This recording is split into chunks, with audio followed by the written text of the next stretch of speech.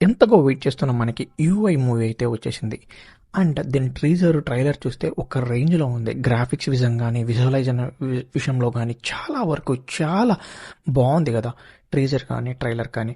And movie ఎలా ఉంటుందో అనేసి నేను ఆత్రుతగా వెళ్ళి చూశాను. బట్ చూసినంత వరకు అయితే నిజమే చెప్పాలంటే ఇలాంటి డైరెక్టర్ ఇండియాలో పుట్టడం అయితే గొప్ప విషయమే అనుకోవచ్చు. ఎందుకంటే తను డైరెక్ట్ చేసిన ప్రతి ఒక్క సినిమా ఇండియాలోనే కాదు, వరల్డ్‌లోని ఏ డైరెక్టర్ ఇలాంటి మూవీస్ చేయలేడు. రక్త కన్నీరు కానీ ఇట్లాంటి మూవీస్ చేయాలంటే చాలా డేర్ ఉండాలి. అలాంటి డైరెక్టర్ దగ్గర నుండే వచ్చింది ఈ యూఐ. ఎంత బాగుంది తెలుసా? అంత బాగుంది. ఎంత బ్యూటిఫుల్‌గా ఉందంటే అంత బ్యూటిఫుల్‌గా ఉంది. మీరైతే ఈ సినిమాని థియేటర్‌లోనే చూడండి. ఎందుకంటే అంత బాగుంది. ఒక్కసారి ఉపేంద్ర గారు చాలా సంవత్సరాల తర్వాత మన తెలుగులో కానీ, కన్నడలో కానీ ఈ మూవీని రిలీజ్ చేశారు.